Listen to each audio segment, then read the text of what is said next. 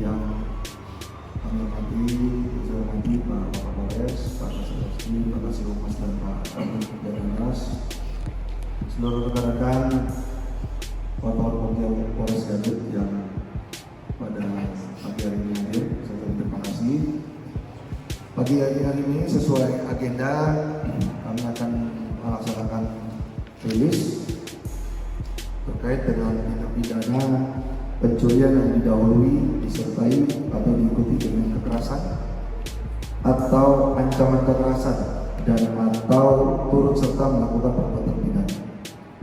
Adapun untuk LP yang dibuat di Polsek Leles pada tanggal 16 Februari 2024, pelapor atas nama Farhan. Adapun perkara tadi saya sampaikan yaitu pencurian yang didahului atau disertai atau diikuti dengan kekerasan atau ancaman kekerasan dan atau turut serta melakukan perbuatan pidana. Pada hari Jumat tanggal 16 Februari sekira jam 5.00 waktu Indonesia Barat di Kampung Nangkalean, Desa Cangkuang, Kecamatan Leles, Kabupaten Garut pada hari Jumat. Adapun dari beberapa saksi yang sudah kita periksa ada 7 orang. Kemudian dari tersangka yang sudah tadi juga mungkin sudah kita tampilkan dan diambil gambar ada 6 orang tersangka. Tersangka inisial PW 38 tahun dengan alamat di Kabupaten Bandung Barat. Kemudian inisial ADP 30 tahun beralamat di Garut. Kemudian inisial EH alias E 20 tahun ini juga beralamat di Garut. Inisial ZRM 21 tahun juga beralamat di Garut, dan inisial DRN alias E 34 tahun beralamat di Garut, dan yang terakhir inisial IEM 33 tahun juga beralamat di Garut. Adapun dari beberapa peran dari tersangka yang sudah kita tampilkan dan beberapa 6 orang tersangka ini, bahwa perannya sangat berbeda-beda, dan untuk kronologinya bahwa pada tanggal hari Jumat tersebut telah dilaporkan bahwa seseorang melaporkan untuk sudah dilakukan pencurian dengan kekerasan kalau bahasa kita. Jadi dengan mata terlakban dan diturunkan di daerah Sigobik. Jadi untuk tersangka diturunkan karena ikatannya kendor. Kemudian tersangka untuk korban bisa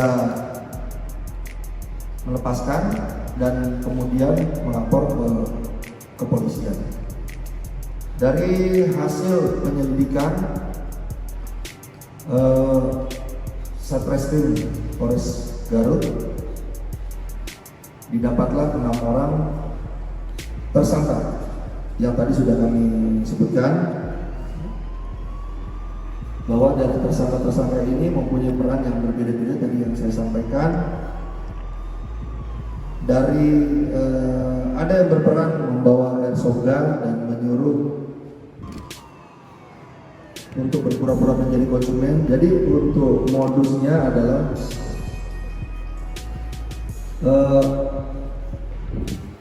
sesuai dengan hasil penyelidikan bahwa para tersangka ini modus sebagai berpura-pura sebagai anggota kepolisian. Jadi ada 2 orang yang berprofesi sebagai polisi aktif ya, dan sudah kita tangkap satu dari Polres Garut dan memang sudah dalam rekomendasi PPDH. dan ini tinggal menunggu hasil tadi. Kemudian satu lagi anggota kepolisian Polres Sukabumi, kita sudah berkoordinasi dengan Ditpopam untuk menindaklanjuti terkait dengan anggota tersebut. Dikarenakan ini ada laporan, tentunya dari laporan tersebut kita langsung tindak lanjuti yang berdasarkan hasil keterangan dari para tersangka bahwa mereka berprofesi bermodus itu berpura-pura menjadi pembeli. Ya, jadi sasarannya adalah para penjual obat-obatan keras yang ketika ditangkap mereka ada yang berpura-pura, bahkan nanti akan kita tunjukkan untuk barang bukti semuanya berpura-pura menjadi anggota kepolisian. Dan setelah dilakukan yang berpura-pura tersebut menangkap, akhirnya dilakukanlah pemerasan di 2 orang yang diduga menjual obat-obatan tersebut, obat keras tersebut. Jadi ini sangat merugikan sekali dari kepolisian. Tentunya kami akan menindak tegas dan sudah kita buktikan bahwa kita tindak tegas, tidak pandang bulu. Dan dari hasil penangkapan di berbagai macam tempat itu semuanya kita lakukan tes urin dan semuanya positif memakai narkoba macam-macam, ada yang psikotropika dan narkotika. Jadi di semua tersangka ini sudah kita cek dan kami akan telusuri dan di mana mereka membeli narkoba ya, dan kita akan kembangkan terkait dengan penggunaan atau penyalahgunaan narkoba yang dipakai. Dan juga dari Sat Narkoba ini masih bergerak tim untuk menyelidiki lebih lanjut terkait dengan narkoba tersebut. Namun demikian, kembali kepada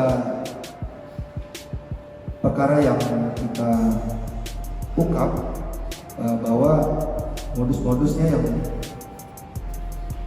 dari peran-peran ini juga berbeda-beda. Tadi secara singkat saya sampaikan untuk perannya ada yang menjadi konsumen, berpura-pura menjadi konsumen, ada yang berpura-pura menjadi kepolisian, kemudian ada yang seolah-olah menjadi atasan dari petugas kepolisian tersebut. Jadi kegiatan mereka ini sudah terorganisir. Dan dari hasil keterangan bahwa dari operasi mereka yang lakukan sudah ada 4 TKP, dan ini masih kita kembangkan TKP-TKP lainnya untuk kita cek atau lebih lanjut terkait dengan korban-korban yang sudah dilakukan oleh para tersangka. Barangkali mungkin untuk yang bisa saya sampaikan itu, mungkin apabila ada pertanyaan dari rekan-rekan bisa dipertanyakan. Dan untuk penegasan dan tadi kan ini pemerasan modusnya, tetapi kan pada akhirnya kasusnya jadi curas pencurian dengan kekerasan. Ini bagaimana bisa curinya jadi bisa ke arah sana dan? Ya, jadi untuk barang bukti ini dari hasil keterangan korban bahwa ada 1 buah handphone yang diambil, kemudian kendaraan roda 2, kemudian uang tunai, kemudian juga handphone merek Vivo, kemudian uang tunai juga 30.000, 1 buah rompi polisi, kemudian 1 buah lakban, bekas ikatan lakban dan airsoft gun, kemudian juga kendaraan roda 4 Daihatsu Citra dan 2 buah senjata pemukul knuckle killing. Dan untuk dari korban sendiri menyampaikan bahwa dari korban uang tunai sebesar 9 juta rupiah kemudian satu buah handphone merek Oppo, dan 1 unit kendaraan roda 2 merek Yamaha Alfa. Kemudian ada juga 1 unit merek Vivo tadi sudah saya sampaikan, dan uang 30.000 milik rekannya dari korban, yaitu saudara Sandi.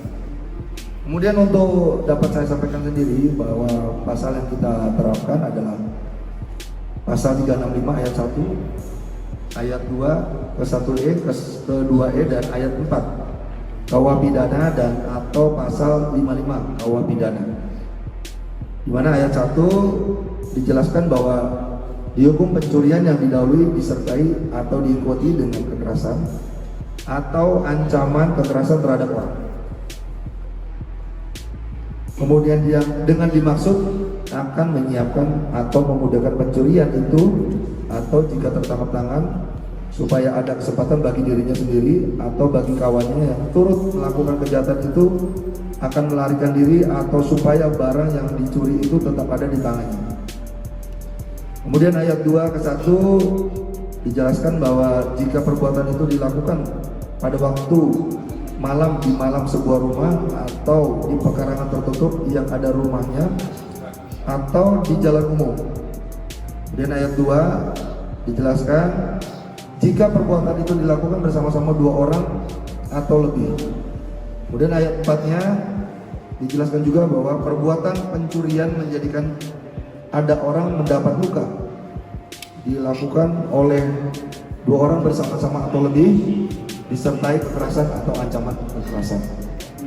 Kemudian untuk pasal 55-nya dijelaskan bahwa mereka yang melakukan, yang menyuruh melakukan, dan yang turut serta melakukan perbuatan. Tentunya dengan perbuatan yang mereka lakukan ini dengan ancaman hukuman maksimal 12 tahun penjara. Tadi kan modusnya kata komandan berpura-pura menjadi konsumen mereka ini. Berarti yang korban ini yang menjual, posisinya menjual obat keras atau gimana, Bang? Ya. Baik, terima kasih. Izin rekan-rekan, ini kejadian berawal dari setelah pulangnya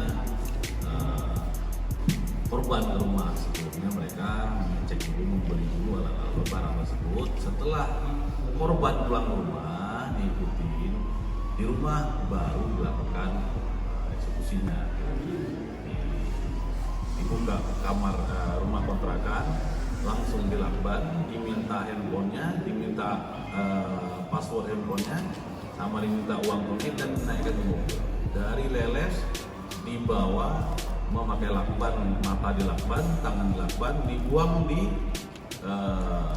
daerah Cipanas, Sugobing, Westdom di Wisdom. Rancabango. Daerah Rancabango. Tarogong Kaler ya. Jadi dari Leles diangkut pakai mobil. Setelah uangnya diambil, motornya diambil, HP-nya diambil, dan dibuang dalam keadaan mata terlakban dan tangan terlakban. Bang, terkait ini kan ada 2 polisi aktif ya, yang terancam PTDH. Sebagai posisinya otak pelakunya apakah 2 orang ini atau beda lagi? Memang ide dari pelakunya adalah dari anggota Polri. Oh, oke. Oknum anggota Polri. Oknum. Iya, Oknum. anggota Polri. Ya. Bisa masuk ke si korban ini, memang korban itu dituduh sebagai penjual obat atau memang murni dia menjadi sasaran? Memang dia murni menjadi sasaran. Dan memang sebelumnya terus diikuti ke, setelah ditutup nih, diikuti ke rumah, di rumah baru dilakukan eksekusi. Jadi korban ini adalah pengedar obat-obatan keras ya? Ya, menjual obat-obatan Penjual. Di pinggir jalan.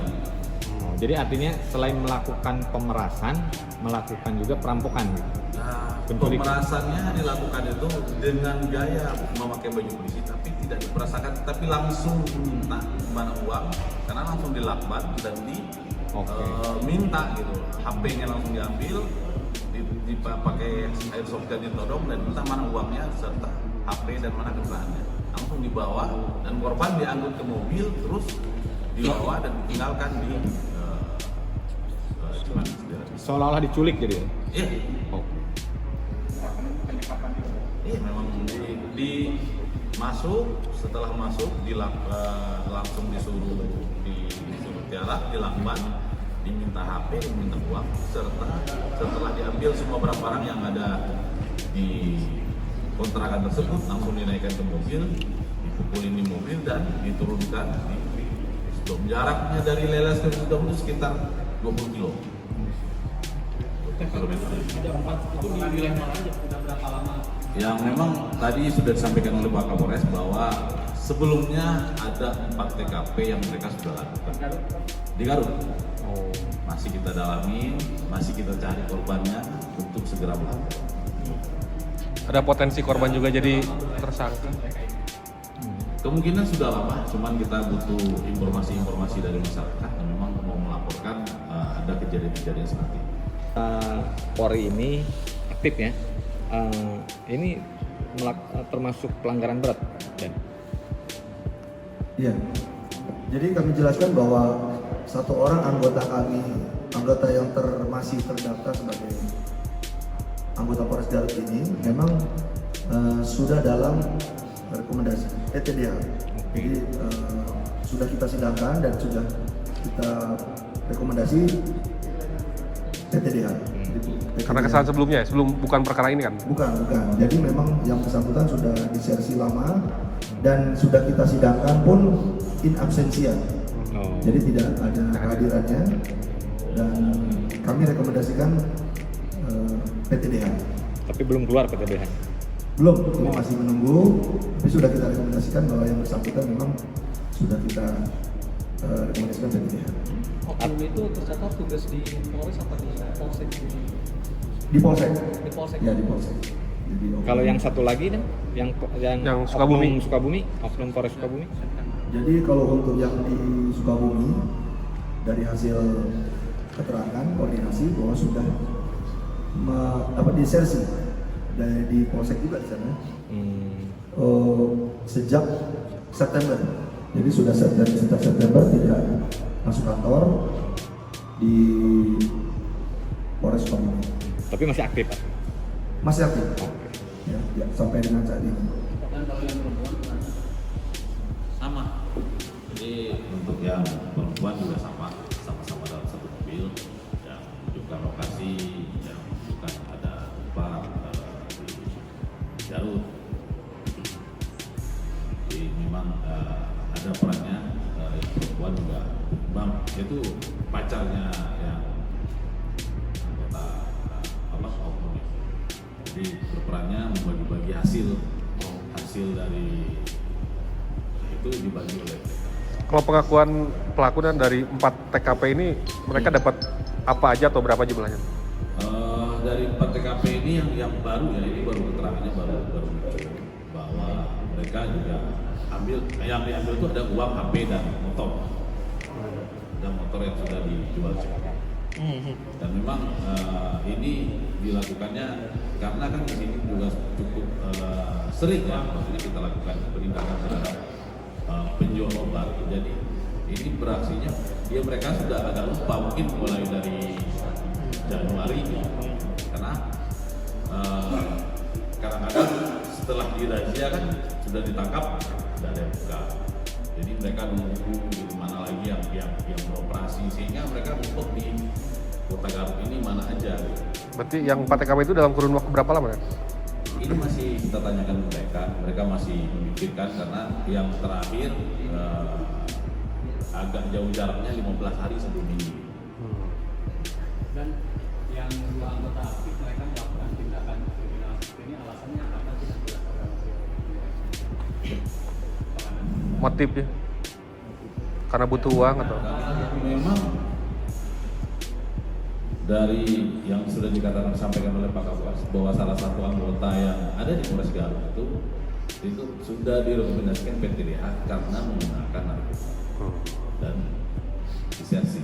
Ya itulah yang penyebabnya sehingga untuk membeli barang tersebut harus menggunakan uang yang besar sehingga mau tidak mau harus melakukan hal-hal seperti